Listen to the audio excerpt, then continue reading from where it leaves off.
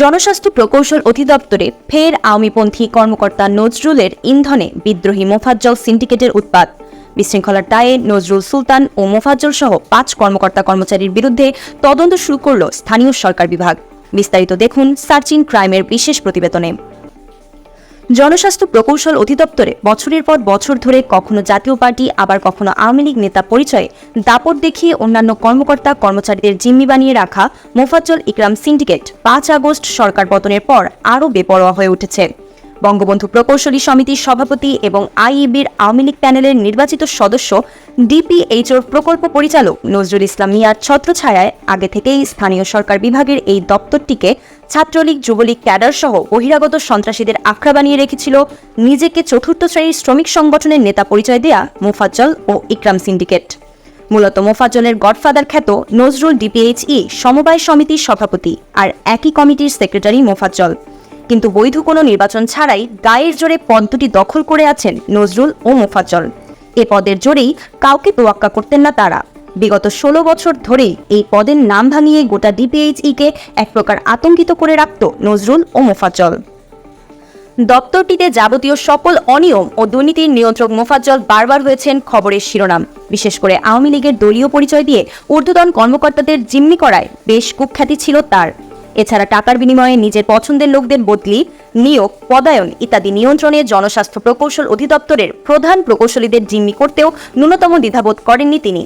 যখন তখন বহিরাগত ছাত্রলীগ যুবলীগ ক্যাডার ও ঠিকাদারদের নিয়ে ঢুকে পড়তেন ঊর্ধ্বতন কর্মকর্তাদের রুমে। বিশেষ করে এ দপ্তরের প্রধান প্রকৌশলীদের অবসরের দিনে পরিকল্পনা করে হানা দিতেন মোফাজ্জল ও তার দলবল, করতেন নানান হয়রানি।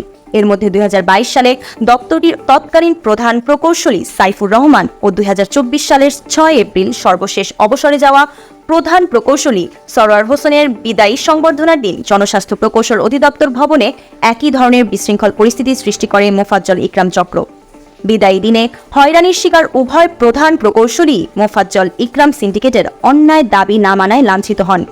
সর্বশেষ বিদায় নেয়া প্রধান প্রকৌশলী সরোয়ার হোসেনের কাছে মোফাজ্জলের অন্যতম দাবি ছিল তার অনুসারী কক্সবাজার জেলা ডিপিএইচওর দুর্নীতিবাজ চৌকিদার খোরশেদ আলমকে বদলি করা যাবে না।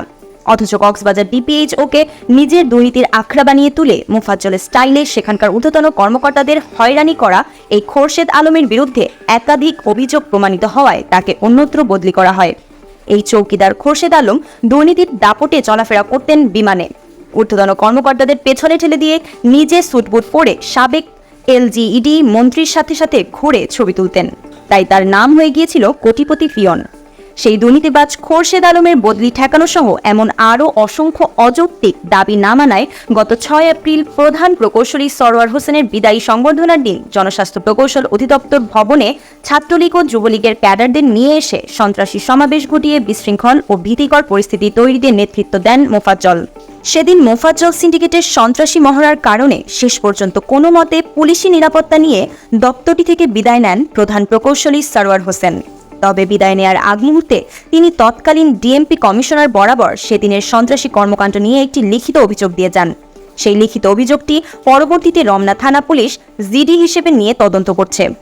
ঘটনাটি তখন বেশ কয়েকটি গণমাধ্যমে ফলাও করে প্রচারিত হয়। এরই জের ধরে অফিস সহকারী মোফাজ্জল হোসেনকে ডিপিএইচও টাঙ্গাইল জেলায় বদলি করা হয় ২০ মে। কিন্তু সর্বদা আওয়ামী দাপটে দপ্তরটিকে জিম্মি করে রাখা মোফাজ্জল সরকারই এই সিদ্ধান্তের বিরুদ্ধে বিদ্রোহ ঘোষণা করে এখন পর্যন্ত টাঙ্গাইলে যোগদান করেননি, এমনকি ছাড়েননি সরকারি কোয়ার্টারও। সেগুনবাগিচায় অবস্থিত জনস্বাস্থ্য প্রকৌশল অধিদপ্তর ঢাকা সার্কেলের আবাসিক কোয়ার্টারে অবৈধভাবে এখনও কয়েকটি রুম জোরপূর্বক দখল করে আছেন তিনি। গায়ের জোরে অফিস আদেশ তো মানেনি, উল্টো সরকার পতনের পর পুনরায় সেই পুরনো সন্ত্রাসী বাহিনী নিয়ে জনস্বাস্থ্য প্রকৌশল অধিদপ্তর ভবনে নতুন করে হানা দিয়েছে মোফাজ্জল। প্রতিদিনই দপ্তরটিতে কোনো না কোনো বিশৃঙ্খল পরিস্থিতি তৈরি করেছে সে। এতে আগের চেয়েও আরও অতিষ্ঠ হয়ে পড়েছে দপ্তরটির ঊর্ধ্বতন কর্মকর্তা ও কর্মচারীরা। মূলত মোফাজ্জলকে বহিরাগত সন্ত্রাসী বাহিনী সরবরাহ করেন জুয়েল আহমেদ নামে এক আওয়ামী লীগ নেতা ও ঠিকাদার। ওদিকে দপ্তরটিতে মোফাজ্জল কোন কোন অকর্ম করবেন তা নির্ধারণ করে দেয় আওয়ামীপন্থী প্রকল্প পরিচালক নজরুল ইসলাম। নারী কেলেঙ্কারি সহ বিভিন্ন অভিযোগে অভিযুক্ত নজরুল বিগত আওয়ামী লীগ সরকারের আমলে জনস্বাস্থ্য প্রকৌশল অধিদপ্তরে একচ্ছত্র আধিপত্য চালিয়ে এসেছেন। আওয়ামী লীগের ট্যাগ থাকায় তিনি তোয়াক্কা করতেন না কাউকে। দপ্তরটির বিভিন্ন নির্বাচনেও জোরপূর্বক পদ দখল করে নিতেন তিনি, আর এই কাজে তার ঘনিষ্ঠ সহযোগী ছিল মোফাজ্জল। আর আওয়ামীপন্থী নজরুলের অনুসারী হিসেবেই জনস্বাস্থ্য প্রকৌশল অধিদপ্তরে বছরের পর বছর অরাজকতা চালিয়ে সাধারণ কর্মকর্তা কর্মচারীদের জিম্মি করে রেখেছে মোফাজ্জল ইকরাম সিন্ডিকেট। সরকার পতনের পরও নজরুলের ইশারায় জনস্বাস্থ্য প্রকৌশল অধিদপ্তরকে আরও অশান্ত করে তুলতে অপতৎপরতা চালিয়ে যাচ্ছে মোফাজ্জল গ্যাং। তবে ডক্টর ইউনূসের নেতৃত্বে অন্তর্বর্তীকালীন সরকার গঠনের পর প্রথমবারের মতো নজরুল সহ মোফাজ্জল সিন্ডিকেটের বিরুদ্ধে নতুন করে তদন্তের উদ্যোগ নেওয়া হয়েছে।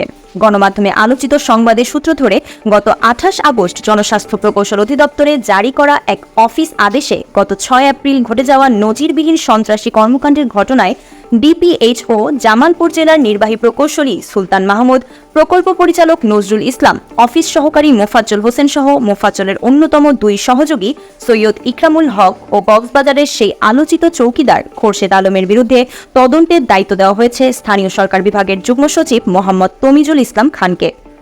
স্থানীয় সরকার বিভাগের সিনিয়র সহকারী সচিব মোহাম্মদ মিজানুর রহমান স্বাক্ষরিত এ অফিস আদেশে দ্রুততম সময়ে তদন্তপূর্বক প্রতিবেদন দাখিল করতে বলা হয়েছে।